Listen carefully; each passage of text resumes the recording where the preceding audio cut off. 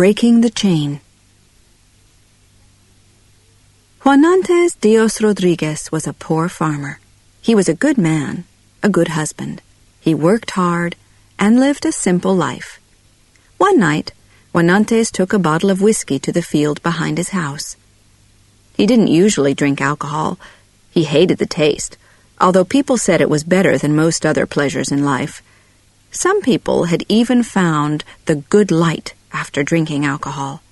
A person who experienced the good light was able to leave this earth and for a short time stay between two worlds in a place where death couldn't touch them. This light meant good health, long life, happiness, good business. Everyone searched for this light.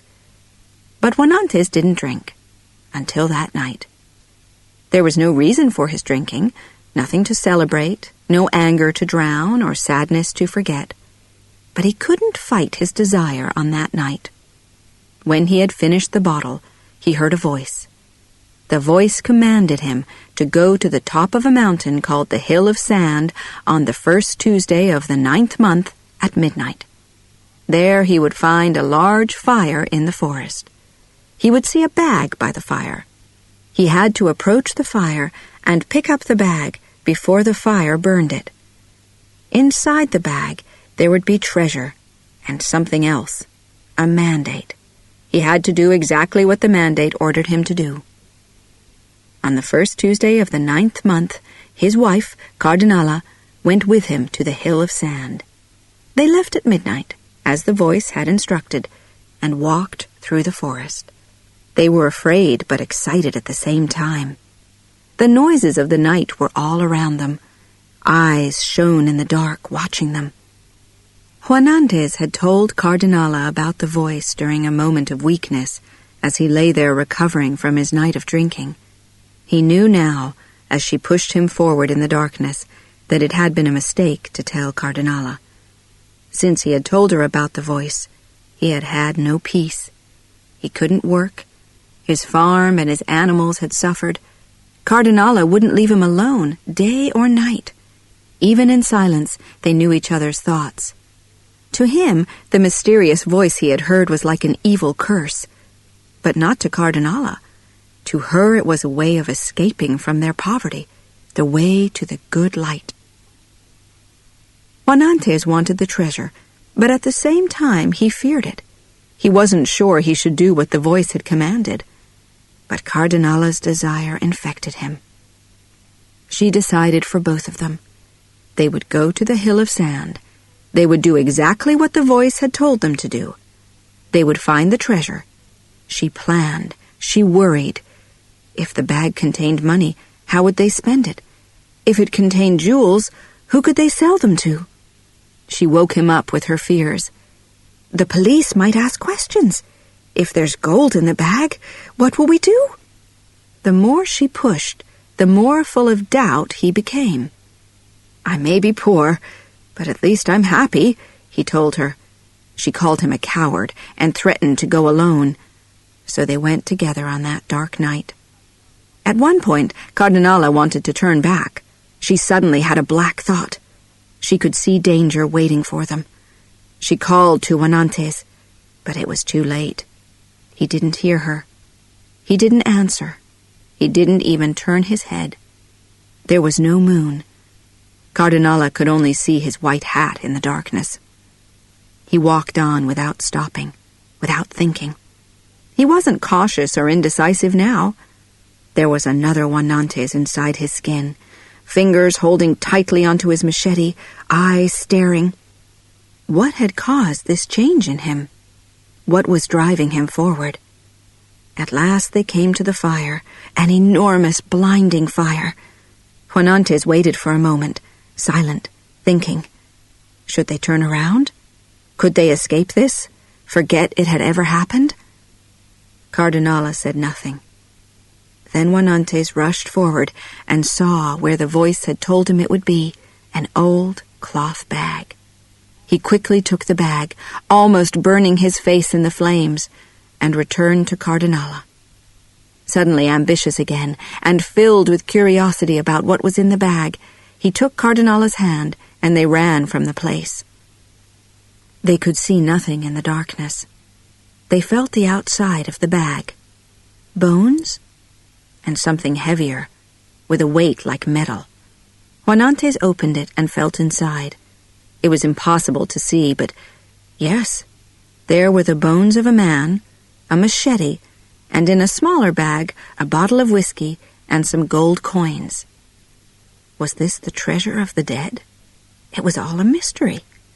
He found a metal box and opened it. Inside, he could feel some kind of paper, a document. This must be the mandate. The events of later that night have never been fully understood. In the early hours, when it was still dark, as Cardinala lay sleeping in their bedroom, Juanantes opened the metal box and read the mandate.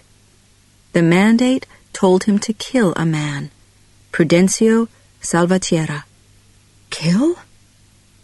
Juanantes shook with fear. He left quietly and went to a bar to have a drink. He needed a drink now, to calm himself. He needed to think. He was lifting his glass to his mouth when he heard someone say the name of Prudencio Salvatierra. The sound of that name filled him with hatred. His glass crashed to the floor. He couldn't see. He couldn't think. He wanted this man's blood. He had to spill this man's blood. He pulled out his machete and rushed toward Prudencio Salvatierra. "Fight, or be killed like a dog!" he shouted. Prudencio pulled out his machete. "Who are you? What do you want with me?" Juanantes attacked him. There were screams. People were running. Tables and chairs were knocked over as people crowded around to watch. Juanantes was wild, with the strength of 10 men. His machete came down again and again on Prudencio Salvatierra until the bar was red with his blood. Prudencio had no chance. Within minutes he lay dead, his body in pieces. Later, Juanantes was questioned again and again by the judge. Why had he fought with Prudencio Salvatierra? Juanantes could give no answer. There was no logic. No, they had never met before. No, he was not an enemy, until that night. Until the moment when Juanantes heard his name, the name he recognized, the name that was written in the mandate. Juanantes was found guilty of murder and sent to prison for 10 years. Cardinala found employment as a servant near the prison so that she could visit Juanantes every Sunday. After many Sundays, they began to talk of when Juanantes would be freed. "What are you going to do?" asked Cardinala. Juanantes heard her words again and again in his mind. What are you going to do? What are you? Not we. He looked hard at Cardinala, as a policeman looks at a suspect, searching for signs. Was she planning to stay in the city? Was there another man? "Tell me, Cardinala, aren't you coming back with me?" "No." Her quiet answer, her guilt, hit him. For a moment he couldn't speak. All right. But I must go back to our village. You know that, don't you?" "Yes, I know. But I don't care what you say. I'm not going with you. I went to see the priest. He told me it was the work of the devil. I'm not going to fall into that trap again." "The priest? Why did you go to the priest?" he asked her. "My boss wanted me to. He was worried about me. He's very kind to me." Juanantes knew it then. He knew that he was losing Cardinala. Prison was bad, like a kind of death. 4 walls, always the same 4 walls, the desperate faces, the waiting, the long, lonely nights. But losing Cardinala? No. Impossible. There was nothing he could do, though. When the evil light has fallen on a man, everything goes wrong. He would have to go back to their village alone. The following Sunday, Cardinala came to visit as usual. "You've come," he said. "Of course I've come. What do you mean? Well, I thought... You think too much, laughed Cardinala. In her mouth, a new gold tooth shone. And this tooth? Asked Juan Antes. Oh, my boss paid for it. Your boss again. And you paid him back? Of course. Stop questioning me. Juan Antes asked again. Are you coming back with me? No, Juan Antes. Short and sharp. It cut his heart. Well, at least... He stopped. His voice left him. At least this way I know, he finally managed to say. These things happen to people who have swallowed the evil light. His sad eyes grew hard as he watched Cardinala's face. On his last day, he gathered his few remaining possessions, a few clothes, old and full of holes now, and the torn pieces of a picture of Cardinala. He had torn the picture up, put it back together, torn it up so many times, but still he saved the pieces. He went to a hotel to stay that night and filled in the form at reception with his full name, Juan Antes Dios Rodriguez. Then he left with no explanation. Why? The keys. Those large, heavy room keys reminded him of his prison cell, of hundreds of cells. He wandered around without sleeping or eating until his stomach ached with hunger. But he couldn't sit in the cafe, where people stood in line like prisoners. So he walked along the dusty road toward the mountains. He knew something still had to be done. He had killed Prudencio Salvatierra 10 long years ago. Now he had to obey the mandate's final order. He went to where he had been living with Cardinala. Nothing had changed. Everything was as it had always been. The trees, the rocks. It even seemed that the same old dogs still now, after 10 years, slept in the sun. Juan Antes felt full of sorrow. But he wasn't doing anything. He wasn't living. And so, without further thought, he called on the wise old man, Tata Guamarachito, for help. It's no good being in this condition, the old man told Juan Antes. You're good for nothing. Nothing goes right. I know why you're suffering. As a young man, the same thing happened to me. Yes, I can help you. I can help you understand what you're dealing with. I can advise you about what you have to do. But I don't want to do what the mandate ordered, shouted Juan Antes. I have no enemies. It's not necessary to have an enemy. Yes, but to bury the evil light, this evil light, which by accident or pure bad luck I've fallen into, I know that I have to write a mandate, an order to kill someone. I have to put that into the metal box. But I keep telling you I have no one to kill. It's hopeless anyway. The evil light has entered my body like sand. I cough. I even cough blood. It's in me. It got into me in prison. As he was speaking, he lost control and fell coughing to the ground. But the old man was still not persuaded. How do you know it's the evil light? He asked calmly. Juan Antes told him that pieces of the evil light were everywhere. He saw them clearly, dancing around him, causing him to cough, giving him night fevers. Then get away from them, was the old man's advice. But Juan Antes asked again with anger now. How can I do this if I have no enemies? Calm down. I'm only trying to help. And don't blame yourself so much. You've paid your debt in prison for killing Salvatierra. You killed fairly. The two of you faced each other as men, with machetes. Salvatierra died and you lived.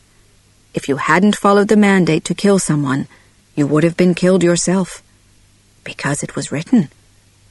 But Juan Antes was still unhappy. It would be better if I were dead. Don't talk like that.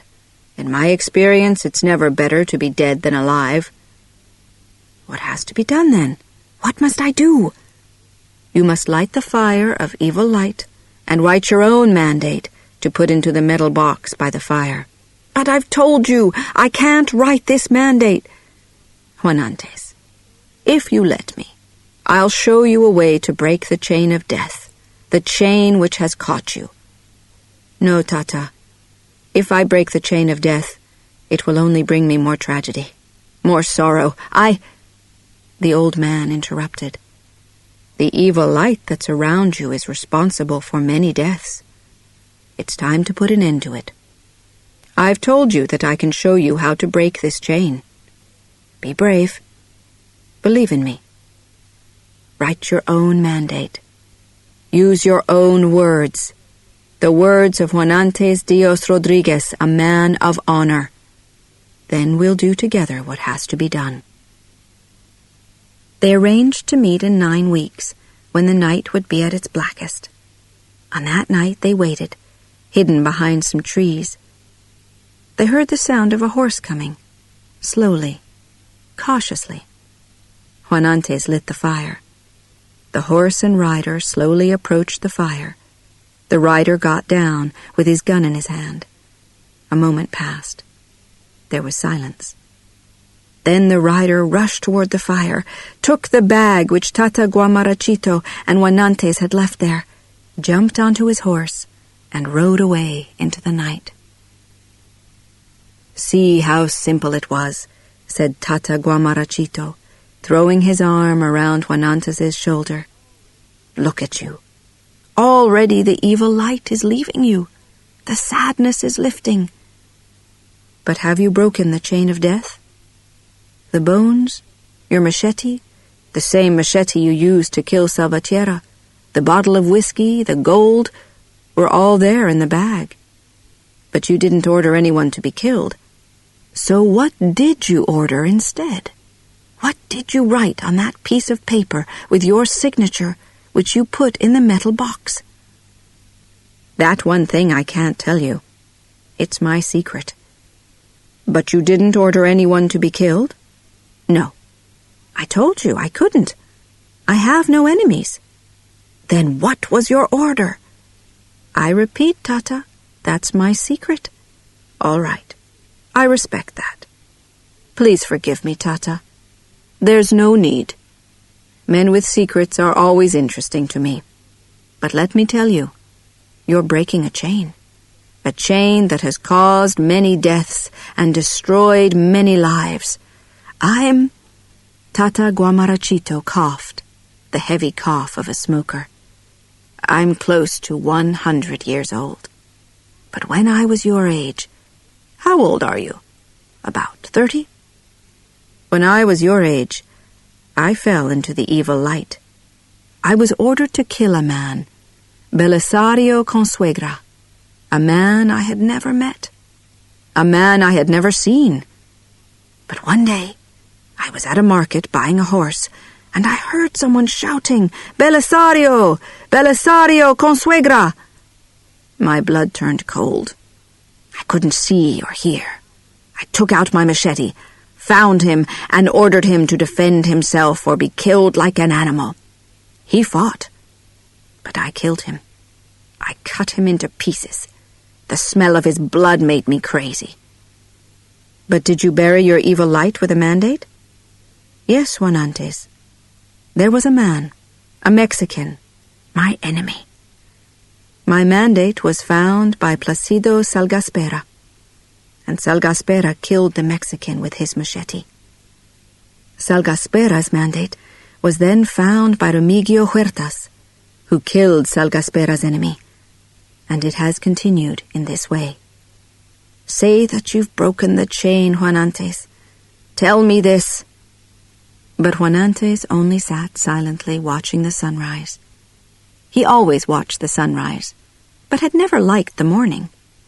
Now, however, freed from the evil light, it seemed to be the most beautiful dawn he could ever experience. Suddenly, he wanted Cardinala. He wanted her so badly. But he stopped these thoughts as soon as they began. Why should he want her? He knew now that Cardinala was part of the evil light which had brought him to this place. Because of her, Prudencio Salvatierra now lay cold in the ground. When the sun had fully risen, he offered Tata Guamarachito payment for his services. The old man wouldn't accept money. "I want only to know your secret, the mandate that the horseman read." But without speaking, Juanantes walked away.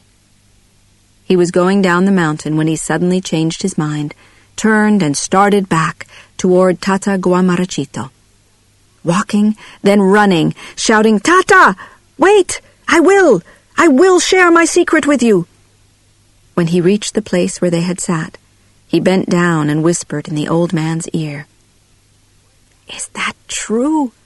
Was that really your mandate?"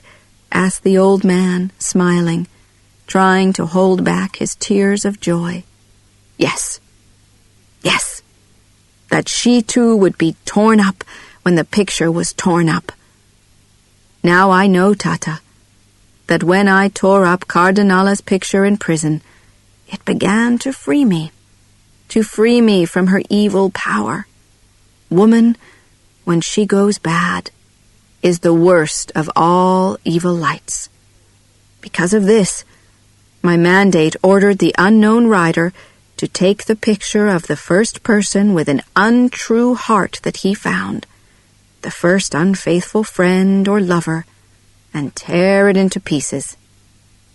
There are many ways of destroying someone.